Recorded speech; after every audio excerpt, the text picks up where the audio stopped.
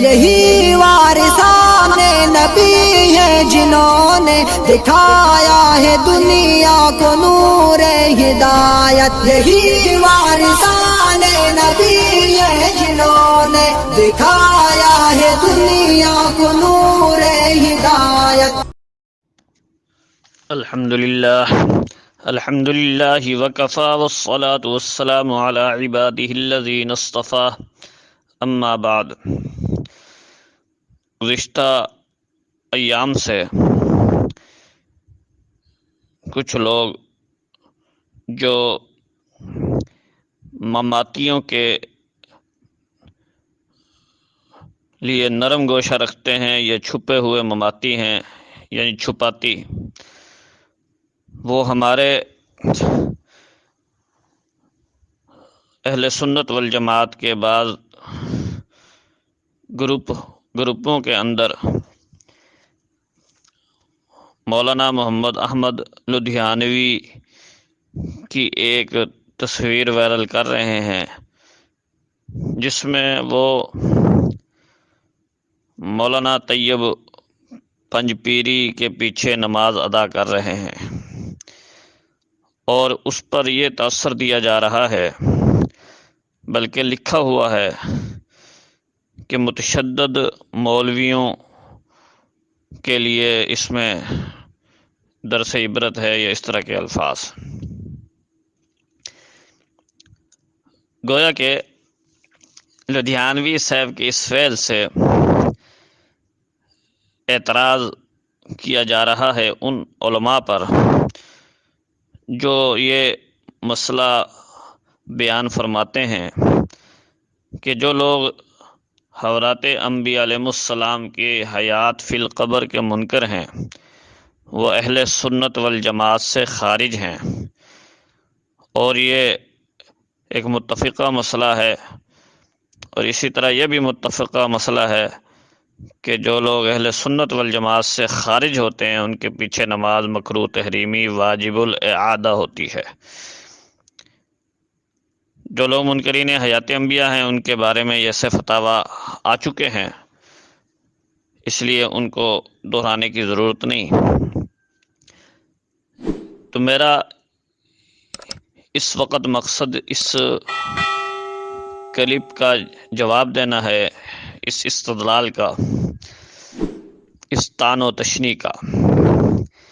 سب سے پہلے تو یہ بات ذہن میں رکھیں کہ مولانا محمد احمد لدھیانوی جس مشن پہ کام کر رہے ہیں، اس کا ادنا سپاہی بن کر جان کی قربانی دینا میرے ہاں افضل ترین عبادات میں سے ہے. نمبر 2، مولانا محمد احمد لدھیانوی کے امام اور مقتدی،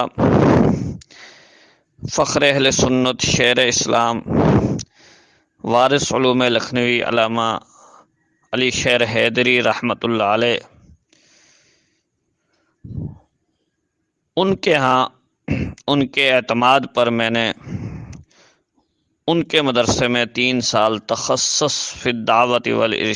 تحقیق کے اسباق پڑھائے ہیں. تیسرا، میری زندگی میں سب سے پہلی ملاقات اور میرا تعارف مولانا محمد احمد لدھیانوی سے علامہ علی شیر حیدری نے کروایا،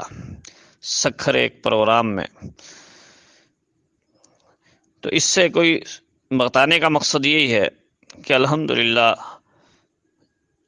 میرا ان اکابر کے ہاں، علامہ علی شیر حیدری رحمہ اللہ کے ہاں کیا وقعت تھی، کیا علمی مقام تھا، مولانا لدھیانوی کیا میرے ہاں کیا مقام ہے. رہی بات اس مسئلے کی، دیکھیے حضرت مولانا طارق جمیل صاحب مولانا محمد احمد لدھیانوی سے علم میں بھی، عمل میں بھی، اور اسی طرح جو ہے جو اللہ تعالیٰ نے ان سے تبلیغی مساعی کا کام لیا ہے، وہ ان کا حلقہ احباب حضرت لدھیانوی سے بہت آگے ہے. لیکن یہی مولانا طارق جمیل صاحب جب دشمنان صحابہ کے پاس جائیں گے، ان سے گلے ملیں گے، ان کے اداروں میں نمازیں پڑھیں گے یا ان کی اقتداء میں یا ان کو نماز پڑھائیں گے، تو ہم اس فعل کو لے کر یا کوئی اگر اس فعل سے استدلال کرے دشمنان صحابہ کے ایمان پر یا ان لوگوں پر طعن و تشنیع کریں جو صحابہ اکرام کے لیے دفاع کرتے ہوئے میدان عمل میں ہیں، تو اس سے بڑھ کے میرے خیال میں دجل اور تلبیس اور خباثت کوئی نہیں ہوگی۔ مولانا زاہد الراشدی صاحب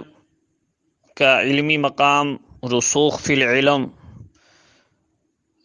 علوم شاہ ولی اللہ پر ان کی گرفت، علوم حدیث پر ان کی گرفت سب کے ہاں مسلم ہے، لیکن اگر وہ بھی ایسے پروگراموں میں جاتے ہیں تو صاف طور پر جو لوگ صحابہ اکرام کے لیے قربانی دے رہے ہیں وہ ان کے اس فعل کو حجت تسلیم نہیں کرتے، اور اس معاملے میں میں کئی قدم ان سے آگے ہوں، یعنی میں ان کا ساتھی بھی ہوں اور ان سے کئی قدم آگے بھی ہوں۔ بس اسی پر سمجھ لیں کہ بڑے حضرات کا اگر کوئی عمل ایسا آ جائے تو اس عمل کو حجت نہیں مانا جاتا۔ امام ربانی مجدد الفسانی رحمۃ اللہ علیہ صاف فرماتے ہیں فعل مشائخ حجت نہ باشد، مشائخ کا فعل حجت نہیں ہوتا۔ ایک مقام پر فرماتے ہیں مارا بنس کار نہ بفس، یعنی ہمارے سامنے لانا ہے تو کسی نص شرعی کو لاؤ، نہ کہ فصوص الحکم یعنی صوفیہ کی عبارات کو یا ابن عربی کی عبارات کو۔ دلائل میں نصوص چلتی ہیں، نظریات میں نصوص چلتی ہیں۔ اسی طرح ایک مقام پر امام ربانی فرماتے ہیں کہ جنید بغدادی و شبلی وغیرہ کے اقوال نہ لاؤ ہمارے سامنے لانا ہے امام ابو حنیفہ کا قول لاؤ، امام شافعی کا لاؤ۔ تو میرے محترم دوستو، اسی طرح یہاں بھی یہی جواب ہوگا۔ باقی وہ ایسے کلپ جو ہیں جن میں مولانا طارق جمیل صاحب کے افعال سے روافض استدلال کر رہے ہیں یا علامہ حیدری رحمہ اللہ اس کا رد کر رہے ہیں، ان کو بھی میں آگے نقل کر رہا ہوں اور اپنے اسی چینل پر چڑھا رہے ہیں، اور اس پہ استدلال کو بھی، تاکہ مزید وضاحت سامنے آ جائے۔ اللہ تعالی ہمیں دجل و تلبیس سے محفوظ رکھے۔